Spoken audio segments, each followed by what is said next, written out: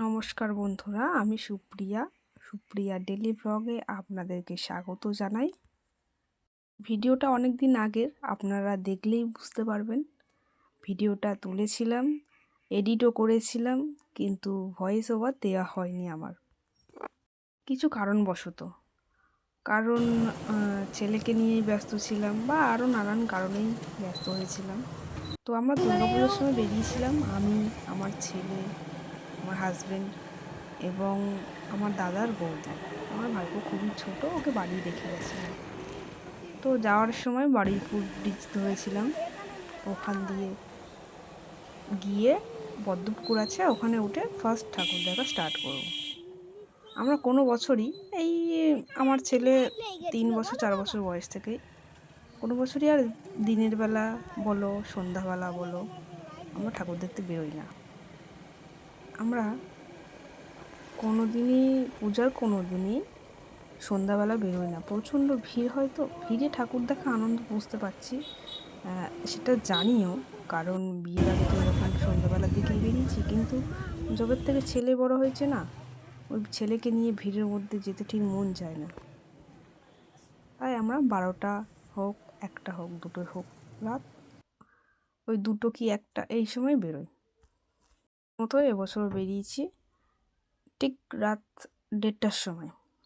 সে সময় বেরিয়েছি, গিয়ে দেখলাম বেশ ভালো ভিড় ছিল, বেশ ভালোই ভিড় ছিল।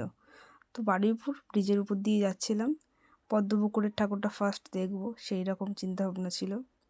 তো যখন শাসন দিয়ে আসছিলাম দেখলাম বেশ ভালোই ভিড় ছিল, কিন্তু ওই টাইমে ভিডিওর মাঝখানে যদি কোনো সাউন্ড আসে প্লিজ সবাই স্কিপ করবেন। কারণ আমরা গ্রামের মধ্যে থাকি, তো পাশাপাশি বাড়ি আছে, তো সেখানে অনেক বাচ্চারা থাকে, সবাই খেলাধুলা করে, সেহেতু একটু সাউন্ড হতেই পারে। সেই জন্য আপনারা দয়া করে সাউন্ডটা স্কিপ করবেন। তো সন্ধ্যাবেলা তো ছেলেকে নিয়ে বেরোলে প্রচণ্ড ভিড়, সেই ভিড়ের মধ্যে আমি চাই না আমার ছেলে কান্নাকাটি শুরু করে দিক, বা হাঁটতেও সত্যিই খুব কষ্ট হয়। তো সেই জন্যই রাতেরবেলা বেরোনো। তো বেরিয়ে আমরা এসে পৌঁছে গেছি পদ্মপুকুরে। আর পদ্মপুকুরে পৌঁছে গেছি, বাইকগুলোকে পার্কিং করেছি, করে সেখান থেকে হাঁটা স্টার্ট করেছি আমি, দাদা, বৌদি আর আমার ছেলে আর হাজব্যান্ড। তো আমার ভাইপো আছে বাড়িতে, মায়ের কাছে রেখে বেরিয়েছিলাম। ভাইপো ছোট ছিল, 1.5 বছর থেকে 2 বছরের মধ্যে বয়স ছিল, তো সেই জন্য ওকে ওই রাতেরবেলা নিয়ে বেরোইনি।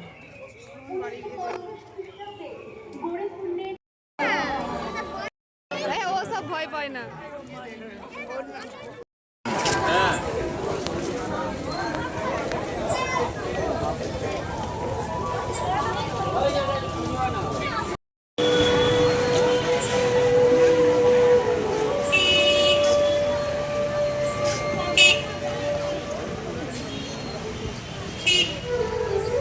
ভিড় ঠেলে কলকাতাতে যাওয়া বাচ্চাটার যদি কোনো কষ্ট হয়, এই ভেবে যাওয়া বন্ধ করেই দিয়েছি।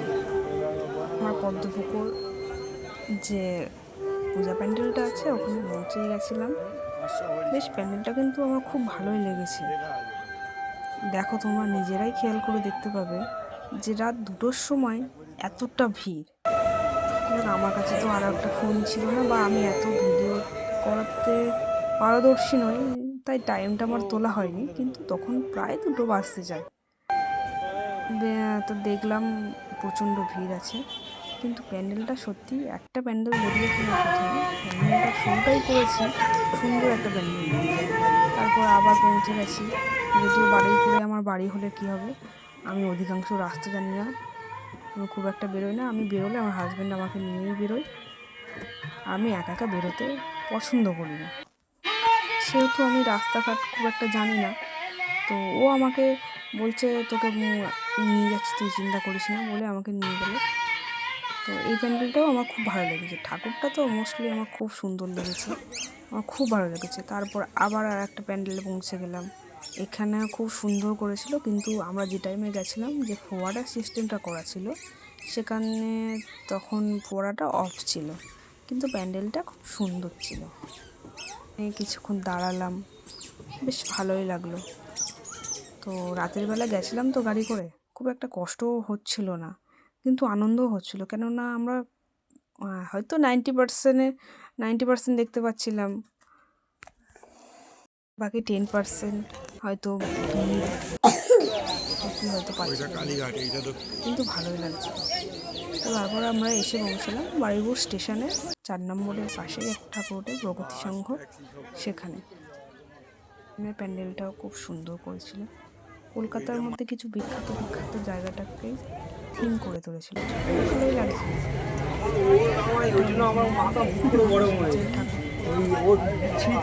কারুকার্যগুলো খুব সুন্দর লাগছিল। তো খুব সুন্দর করেছিল।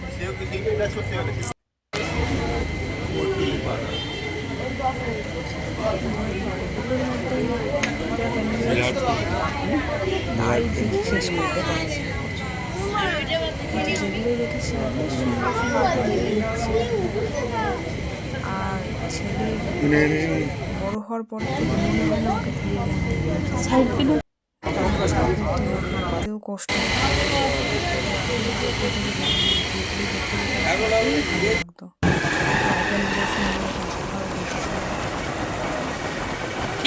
পাড়ার মধ্যে আইটেমগুলো খুব সুন্দর, এখানেও দেখলাম বেশ ছোট্টর উপর দিয়ে খুব সুন্দর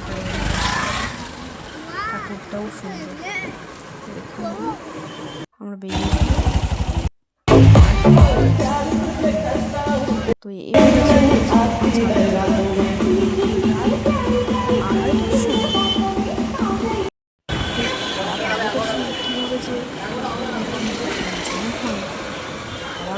পাই তো জ্যাম হয়েছিল, প্রায় আধা ঘন্টা